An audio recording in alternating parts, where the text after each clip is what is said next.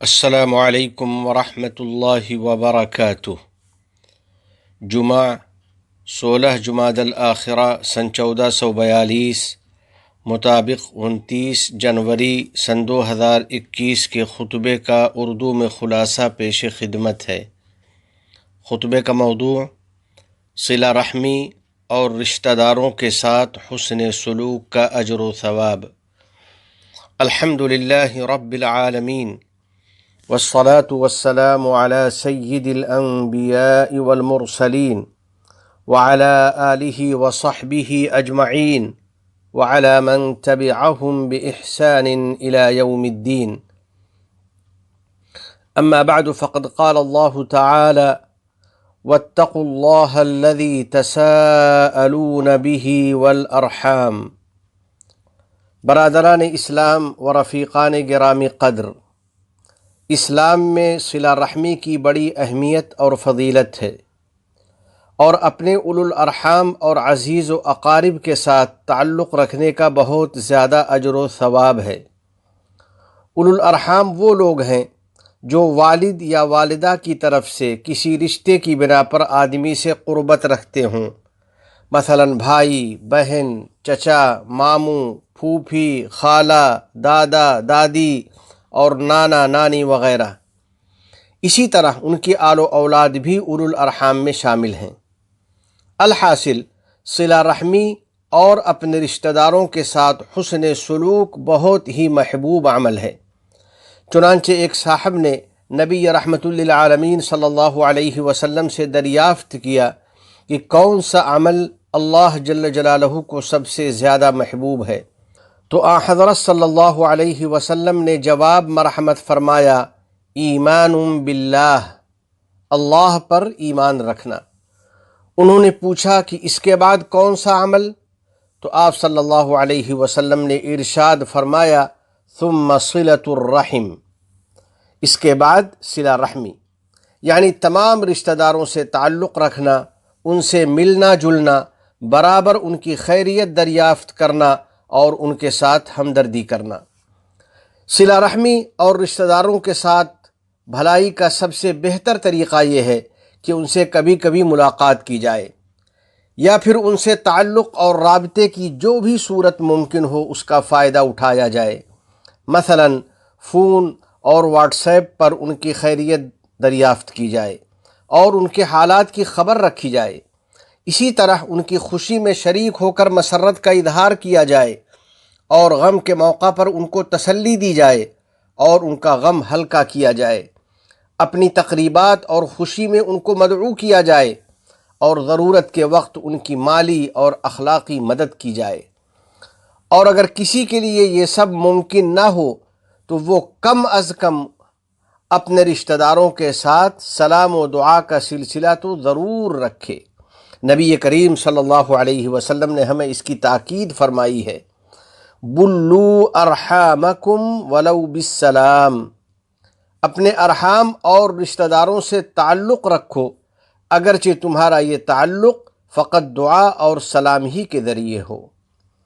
اپنے عزیز و اقارب کے ساتھ صلہ رحمی کرنے والوں، اپنے اقارب اور رشتہ داروں کے ساتھ حسن سلوک بہت بڑی نیکی ہے۔ اس سے گھریلو تعلق اور خاندانی رابطہ مضبوط ہوتا ہے، اور معاشرتی الفت اور باہمی محبت زیادہ ہوتی ہے۔ لہذا ضروری ہے کہ ہم میں سے ہر ایک صلہ رحمی کا اہتمام کرے۔ اسی طرح والدین کو چاہیے کہ وہ اپنے بچوں کو اپنے عزیز و اقارب سے ملاتے رہا کریں، اور ان کے سامنے ارحام اور رشتہ داروں کا تعارف کرائیں، اور بچوں کو صلہ رحمی کی ترغیب دیتے رہا کریں۔ یہ ایک شرعی اور معاشرتی ذمہ داری ہے۔ اس سے ہمارا گھر خیر و برکت سے مالا مال ہوگا، اور ہمارے معاشرے کو الفت و محبت حاصل ہوگی۔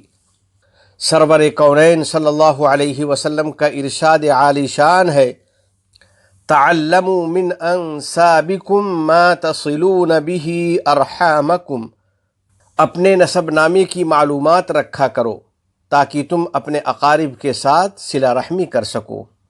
یا اللہ، یا کریم، ہم کو صلہ رحمی کا اہتمام کرنے والا بنا دے، اور اپنے ارحام کے ساتھ تعلق رکھنے کی اور ان کے حقوق ادا کرنے کی توفیق عطا فرما دے۔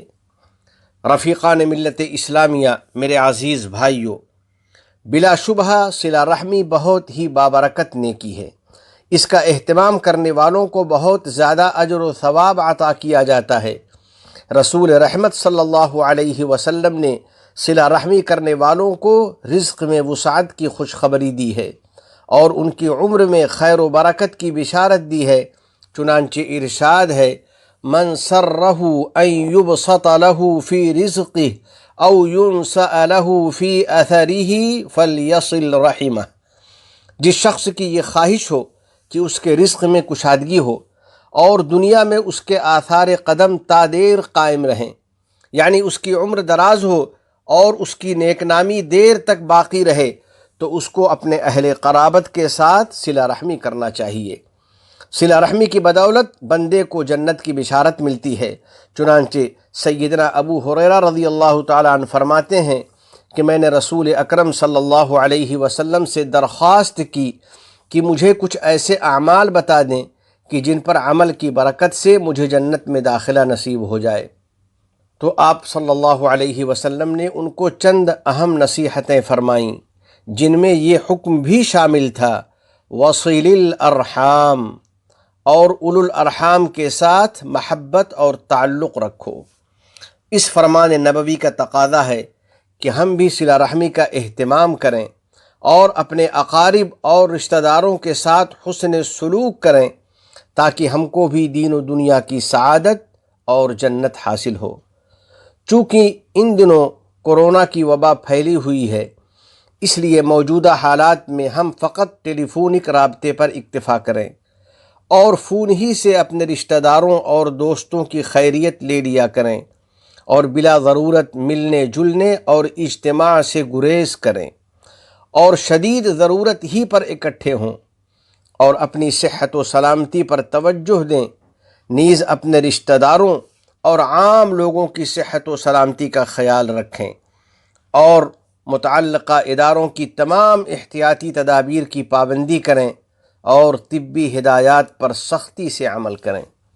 آخر میں بارگاہ رب العزت میں دعا ہے کہ الہ العالمین ہمارے والدین اور رشتہ داروں پر رحم و کرم فرما، ہم سب کو امن و عافیت عطا فرما دے اور کرونا وغیرہ سے ہماری حفاظت فرما دے، تمام گناہوں اور ہر قسم کی خرافات سے ہماری حفاظت فرما، ہماری اولاد کو ہماری آنکھوں کی ٹھنڈک بنا، ہم پر باران رحمت نازل فرما، ہمارے والدین، عزیز و اقارب اور پوری امت مسلمہ کی مغفرت فرما۔ متحدہ عرب امارات کو دین و شریعت، علم و ثقافت، عزت و احترام، تعمیر و ترقی، صفائی و پاکیزگی اور حسن و جمال کا وطن بنا۔ اس وطن عزیز کے بانی شیخ زائد اور دیگر مرحومین شیوخ پر رحمت نازل فرما، شیخ خلیفہ کو صحت و عافیت سے نواز دے، متحدہ عرب امارات اور عالم اسلام سمیت پوری دنیا کو امن و امان کا گہوارہ بنا، اس ملک کے حکمراں، عوام اور مقیمین کو ہر قسم کے شرور و فتن سے محفوظ فرما۔ وفقنی اللہ وإیاکم لصالح الاعمال، وصلی اللہ علی سیدنا ونبینا وحبیبنا محمد وعلى آلہ وصحبہ اجمعین وعلى من تبعهم بإحسان إلى يوم الدین۔ السلام علیکم ورحمۃ اللہ وبرکاتہ۔ ابھی آپ حضرات کے سامنے خطبہ جمعہ کا اردو خلاصہ اذاعۃ القرآن الکریم ابوظبی کے تعاون سے پیش کیا گیا۔